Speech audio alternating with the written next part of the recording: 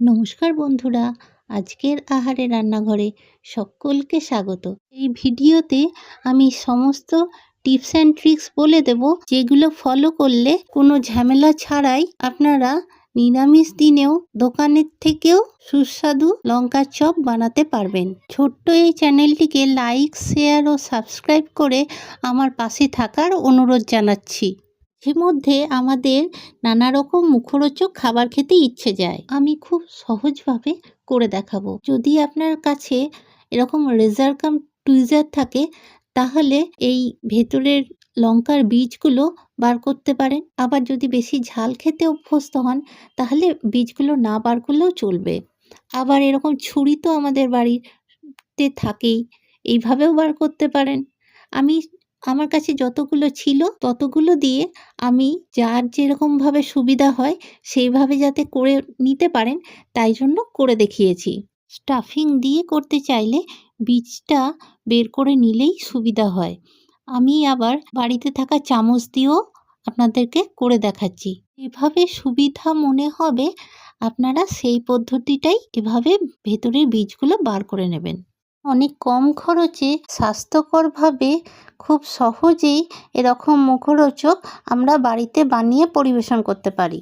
পুরটা বানানোর জন্য আমি খানিকটা ছানা নিয়ে নিয়েছি, আর নুন হলুদ দিয়ে সিদ্ধ করা কয়েক টুকরো আলু নিয়েছি।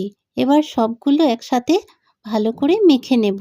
আর কমেন্টসে অবশ্যই জানাবেন আপনার রেসিপিগুলো কেমন লাগছে।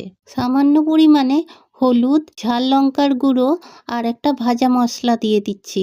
এই ভাজা মশলাটাই আছে ধনে, জিরে, শুকনো লঙ্কা আর একটু গরম মশলা ভেজে গুঁড়ো করা, আর স্বাদ মতো নুন চিনি দিয়ে নিচ্ছি। ভালো করে সবগুলোকে একসাথে মাখিয়ে নেব। কড়াইতে নেড়েও নিতে পারেন, তবে আমি নিইনি। আমি একটা বাটিতে কয়েক চামচ বেসন দিয়ে দিচ্ছি, আর দিচ্ছি চালের গুঁড়ো, এতে ভালো মুচমুচে হবে। হলুদের গুঁড়ো, ঝাল লঙ্কার গুঁড়ো, স্বাদ মতো নুন, সামান্য জোয়ান আর সামান্য দিলাম কালো জিরে। এবার শুকনো উপকরণগুলোকে সব মিশিয়ে নেব, আর সামান্য সামান্য জল দিয়ে একটা ঠিকঠাক ব্যাটার বানিয়ে নেব। জলটা একসাথে অনেকখানি দিয়ে দেবেন না, এভাবে অল্প অল্প করেই দেবেন, তাহলেই এটা গুলতে সুবিধা হবে।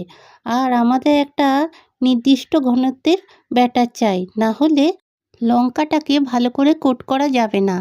আর তাই জন্যই আমি একটা ছোট্ট টিপস এখানে দিয়ে দিচ্ছি।